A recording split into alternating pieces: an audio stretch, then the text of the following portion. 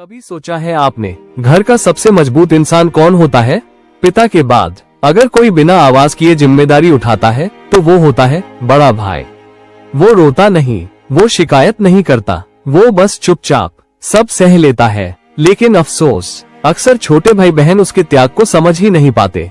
जब हम छोटे थे हमें लगता था बड़ा भाई हम पर हुक्म चलाता है, ये मत करो, वहाँ मत जाओ, पढ़ाई करो। हमें गुस्सा आता था, लेकिन कभी ये नहीं सोचा कि वो डांट नहीं, डर था। उसे डर था कहीं हमें वो दर्द न झेलना पड़े जो वो खुद झेल चुका है।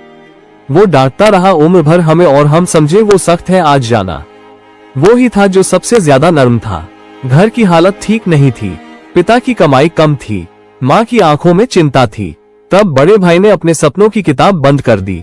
कॉलेज जाना चाहता था मगर नौकरी कर ली, नए कपड़े पहनना चाहता था मगर हमारे लिए खरीद लाया। हमने कभी पूछा भी नहीं, भैया आपके सपने क्या थे? उसने अपने अरमान अलमारी में रख दिए हमारी मुस्कान के लिए और हम समझते रहे कि उसे कुछ चाहिए ही नहीं। जब घर में पैसे कम पड़ते थे वो कहता मुझे नहीं चाहिए। जब खाना कम होता था वो कहता मुझे भूख नहीं है। जब हम जिद करते थे वो अपनी जरूरत छोड़ देता था। और हमने कभी गौर ही नहीं किया कि उसकी शर्ट सालों पुरानी है, उसके जूते घिस चुके हैं, लेकिन उसकी मुस्कान हमेशा नई थी। समय बदला, हम बड़े हो गए, कमाने लगे और धीरे धीरे हमें उसका समझाना बुरा लगने लगा। हमने कहा आप हर बात में टोकते क्यों हैं? उस दिन पहली बार उसकी आंखों में नमी थी।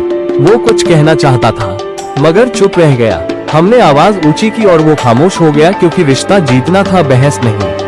फिर एक दिन जब खुद जिम्मेदारियां आईं, जब खुद किसी के लिए त्याग करना पड़ा, तब समझ आया बड़ा होना उम्र नहीं, कुर्बानी का नाम है।